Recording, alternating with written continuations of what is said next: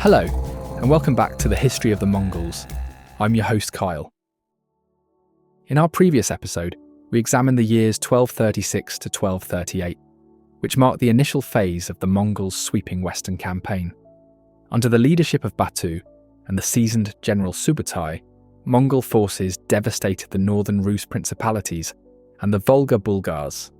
By spring of 1238, the invaders had withdrawn from the smouldering remains of northern Rus to rest their troops and prepare for the next stage of their advance.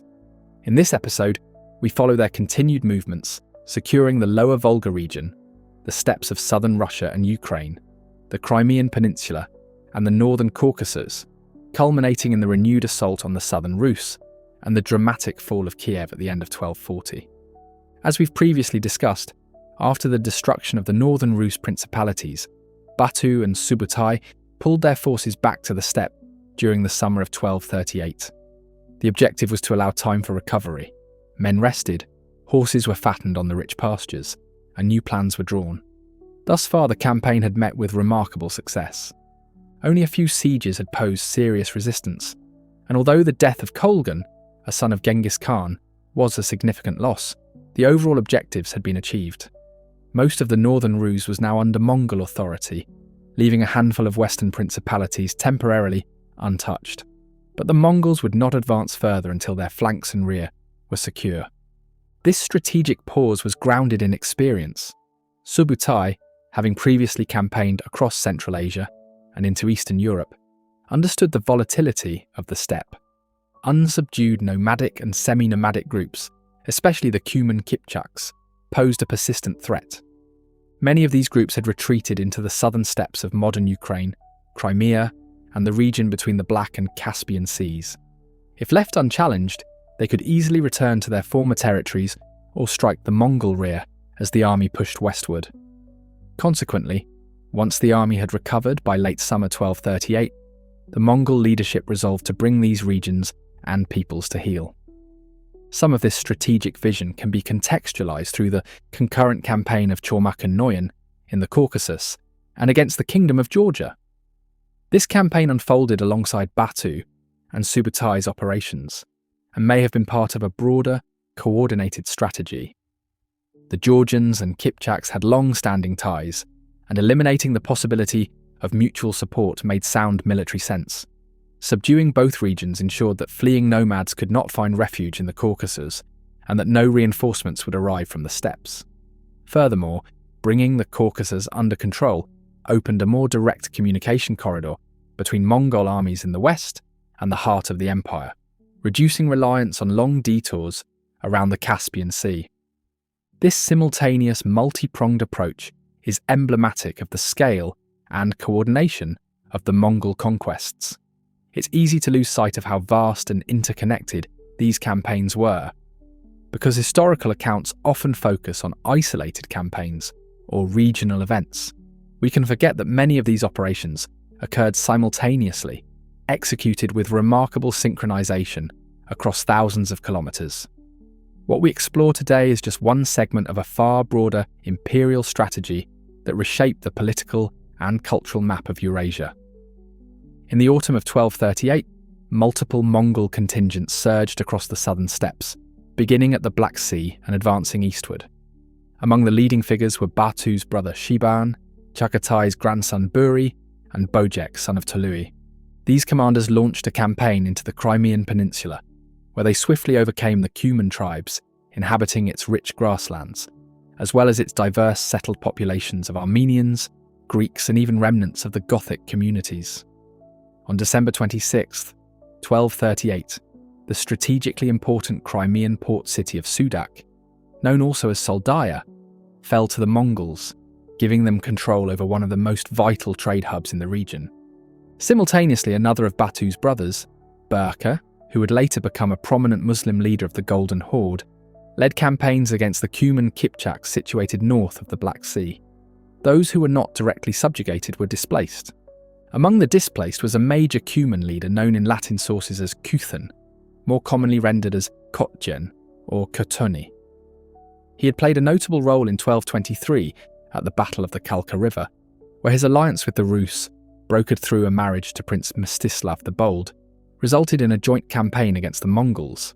Although Kotjen survived the defeat at Kalka, he remained in the steppe until the renewed Mongol offensives. Facing overwhelming pressure, he led some 40,000 warriors and their dependents westward into Hungary in 1239, a story we will return to in the next episode. The Mongol campaigns in the Black Sea region also triggered a massive surge in the regional slave trade. Captured Cumans and other nomadic Turkic peoples were transported to Crimean cities, where they were sold across the Mediterranean and Islamic world.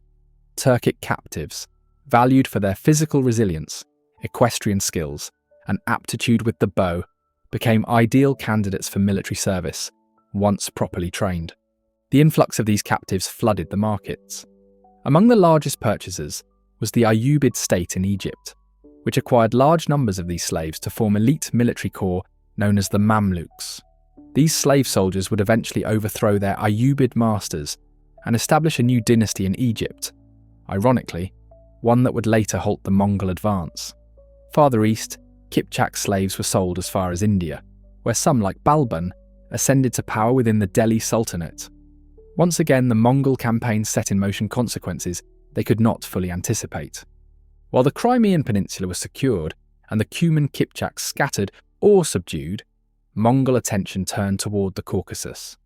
The first to face their assault were the Circassians, along the northeastern Black Sea coast in the region now known as Sochi. This offensive was led by Mongke, son of Tolui and future Great Khan, alongside Kardan, son of Ogedai. Sources report the death of a Circassian king named Bukhan during this campaign.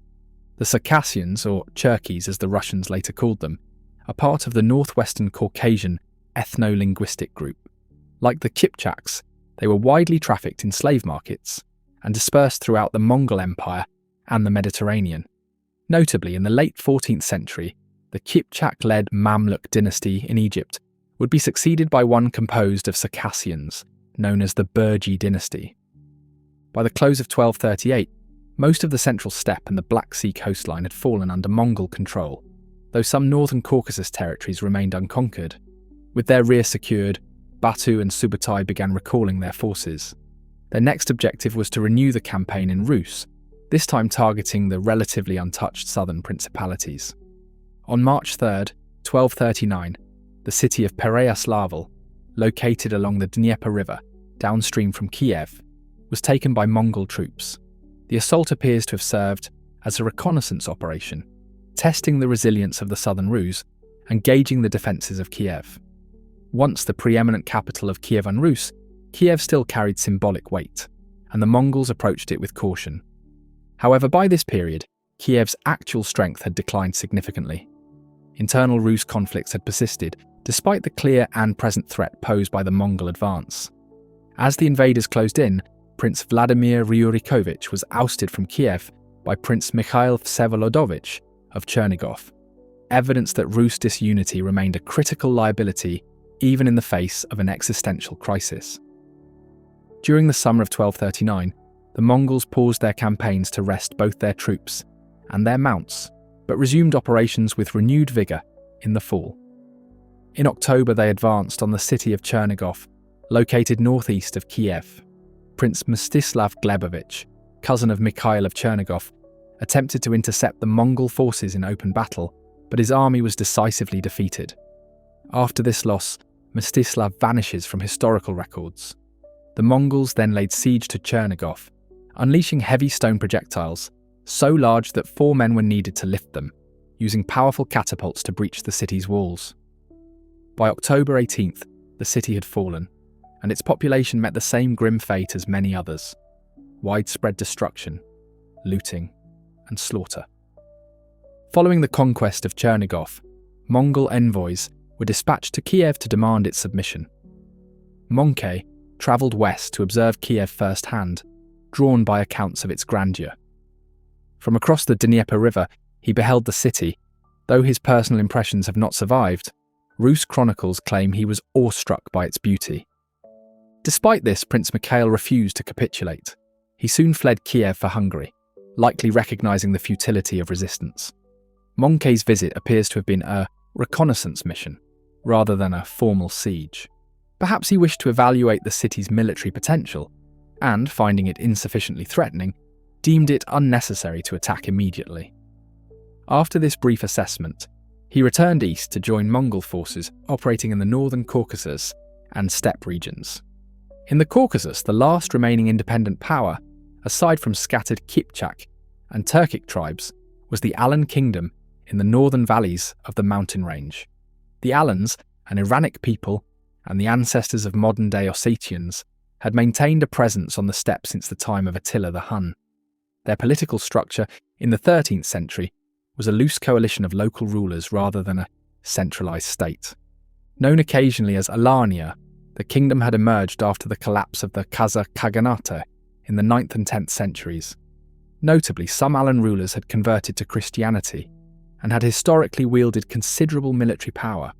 However, by the early 1200s, the Alans were politically fragmented and sparsely documented in contemporary sources. During the Mongols' earlier passage through the Caucasus in the 1220s, the Alans, aligned with the Qipchaqs, had resisted the advancing forces of Jebe and Subutai. Unsurprisingly, the Mongols had not forgotten this defiance. Even the faintest risk to their rear demanded elimination.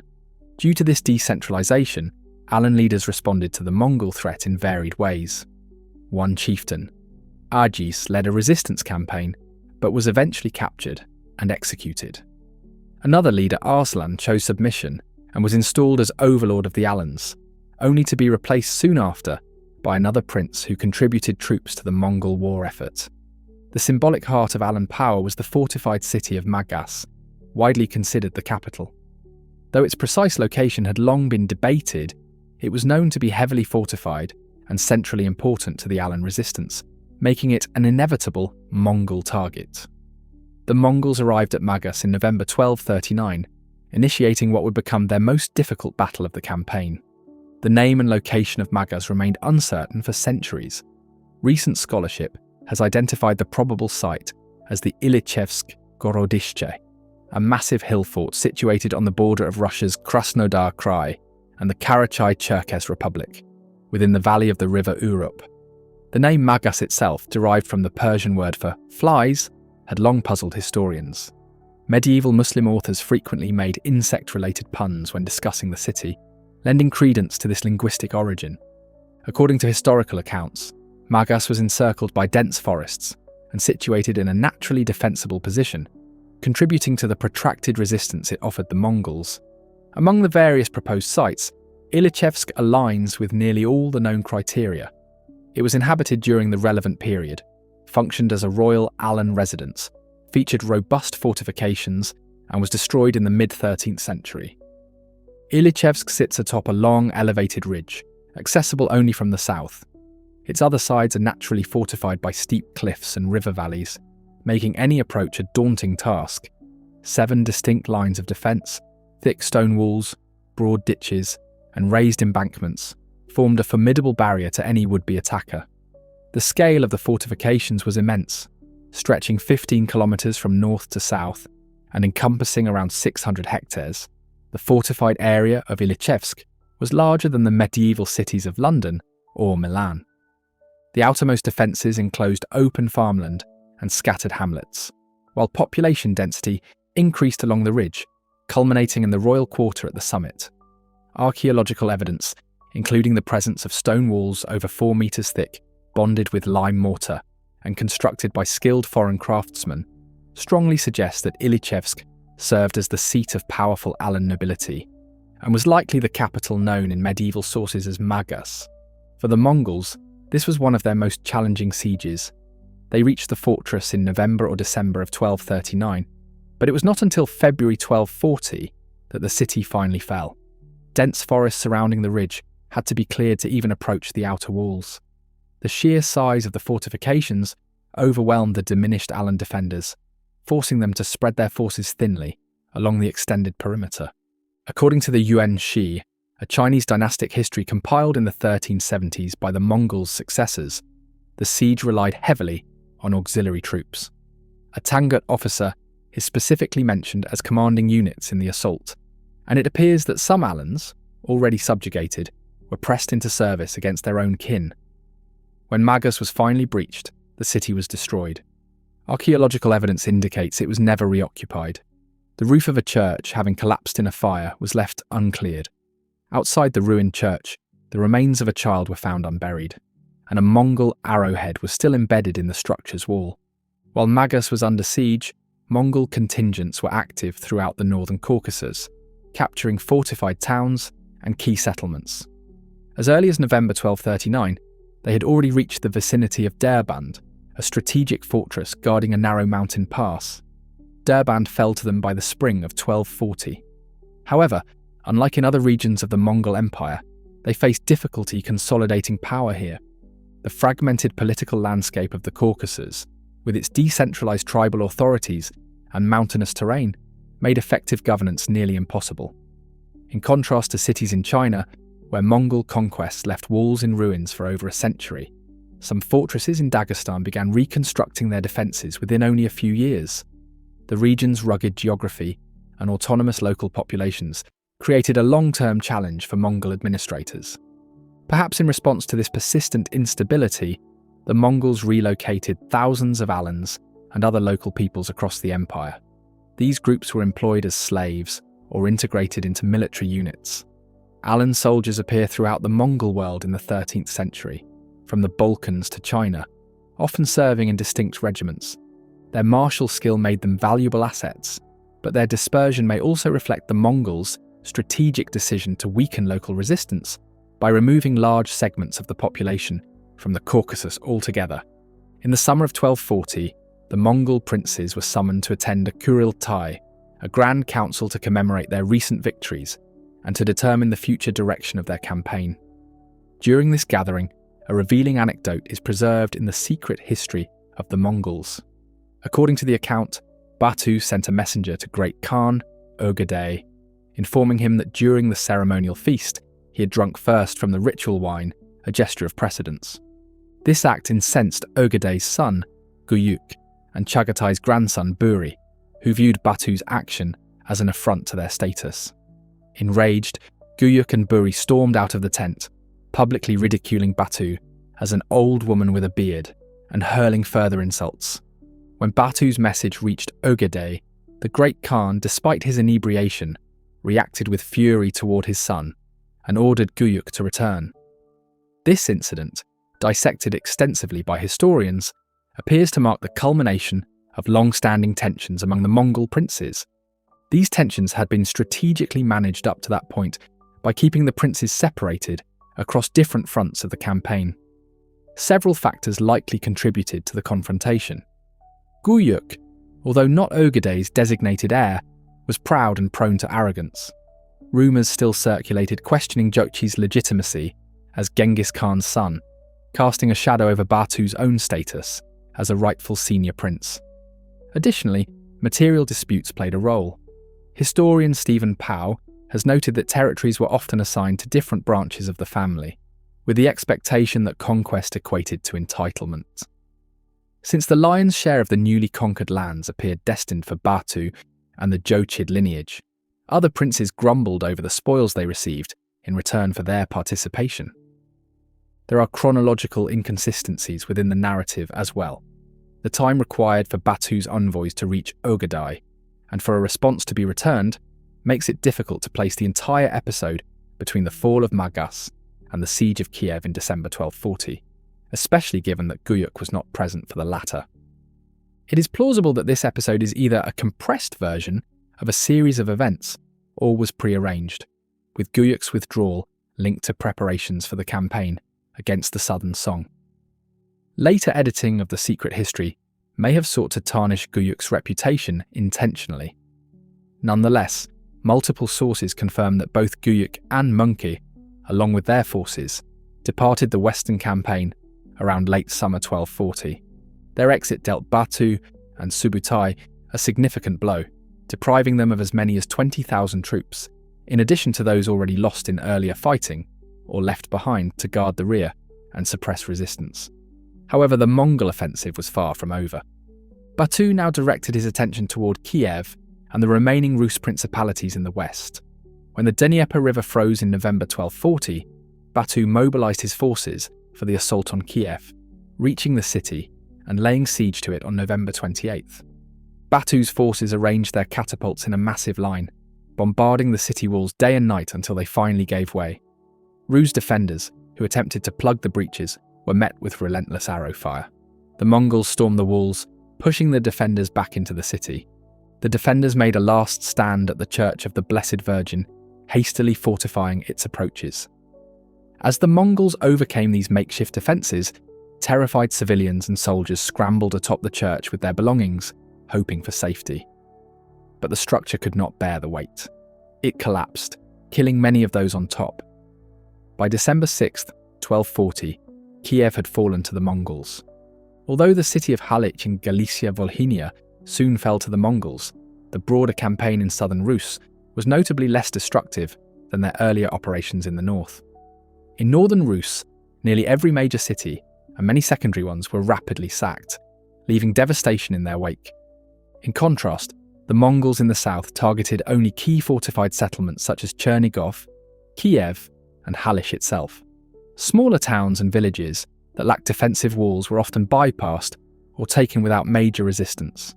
Even fortified secondary cities like Kremenets and Danilov, which resisted more staunchly, were often avoided rather than besieged. Much of Galicia-Volhynia, situated at the western frontier of the Rus world, remained largely untouched. Its ruler, Prince Danilo, did not submit to Batu until 1245, and even then, he retained enough autonomy to resist Mongol authority until a later punitive expedition in the late 1250s. So what accounts for this relative restraint in southern Rus? A major factor was the departure of Mongke and Guyuk, who withdrew their contingents from the campaign in 1240. Their absence not only reduced the number of available troops, but likely diminished morale among the remaining forces. Another key consideration was the cumulative toll the campaign had taken on Mongol manpower. While the Mongols achieved rapid success in many of their sieges, these victories came at a cost. Contemporary accounts and archaeological evidence suggest the Western campaign was a bloody one, even for the invaders. High-ranking officers and noblemen, including Genghis Khan's own son Kolgan, were among the casualties. A cemetery reportedly established in Mongolia for elite warriors killed in this campaign speaks to the scale of losses. Chinese sources also reference generous rewards for those who returned Mongol bodies to their homeland, indicating that repatriation of the fallen occurred frequently and was a valued practice. In pitched field battles, Mongol commanders typically stayed behind the front lines, maintaining a vantage point to direct troop movements and coordinate tactics.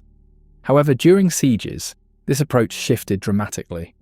Officers, captains, and even senior commanders often had to lead from the front, rallying their men to scale walls and press through narrow streets under enemy fire. Sons of elite families, eager to prove their valour and earn distinction, also fought in these perilous conditions.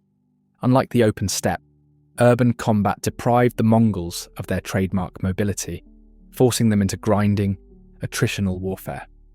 Although cities in Rus fell quickly by medieval standards, they did not collapse without resistance, and they took a toll on the invaders.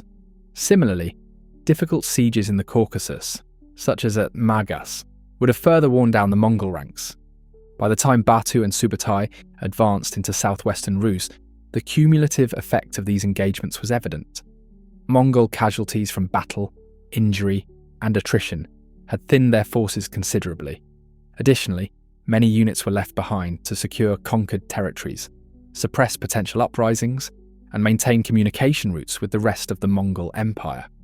Combined with the loss of Mongke and Guyuk's forces, the army may have been reduced to nearly half its original strength, perhaps down to 50,000 to 60,000 troops. As a result, the Mongols became more selective in their operations. They concentrated their efforts on major strategic centres, where their reduced numbers could still be effectively deployed.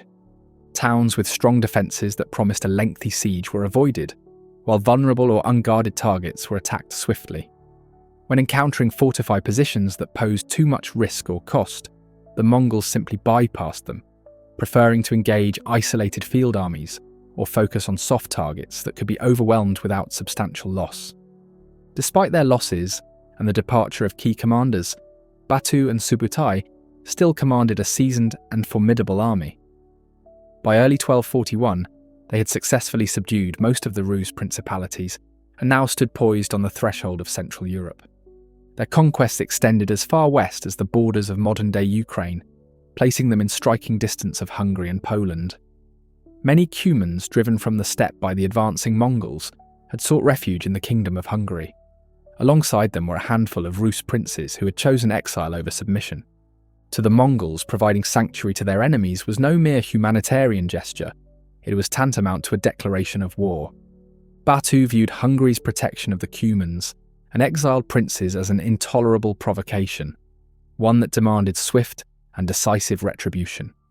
The Mongol war machine was about to roll westward once again, and Europe was on the brink of confronting a force unlike any it had ever faced. In our next episode, we will follow the campaign as it crosses into the heart of Europe, culminating in the famous battles of Liegnitz and Mohi. These confrontations would test the mettle of European armies and reveal the full scale of the Mongol military's devastating reach. I hope you have enjoyed this episode of the History of the Mongols. If you like the content and want to continue to support the series, you could like the video, make sure you are subscribed to the YouTube channel, and leave a comment to let me know where in the world you are listening from. Thank you, and see you all next time.